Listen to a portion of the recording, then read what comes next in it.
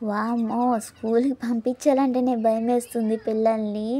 ఎందుకు అంటారా? ఎందుకంటే మొన్నైతే న్యూస్ చూసామనమాట. ఒక చిన్న పాపని కొట్టేయడం వల్ల ఆ పాపకి కొంచెం కోమాలో ఉందని చెప్పేసి న్యూస్ అయితే చూసాం. అలాగే ఇంకో న్యూస్ కూడా చూసామనమాట.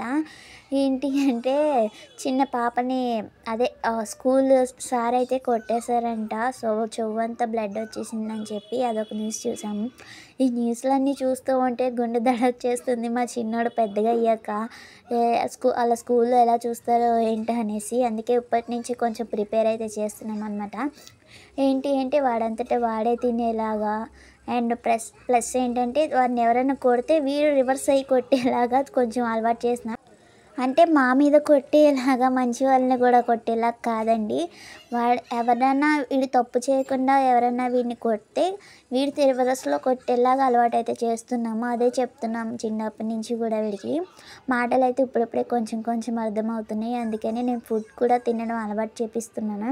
కొంచెం కొంచెం తన చేత్తో తను తినేలాగా ఉండేలా అలవాటు చేస్తున్నాను. ఎందుకంటే మన స్కూల్‌కి పంపించిన గోక్మని ఆయా తినిపిస్తారు కదా! మీరు అవసరం లేదమ్మా మీరు రావద్దు అని చెప్పేసి కొన్ని స్కూల్‌లో ఉన్నాయన్నమాట. సో, అలాగా వెళ్ళకుండా వాళ్ళే తినిపిస్తానంటారు కదా! తినిపిస్తారో తినిపించరో అనే డౌట్ కూడా ఉంటుంది.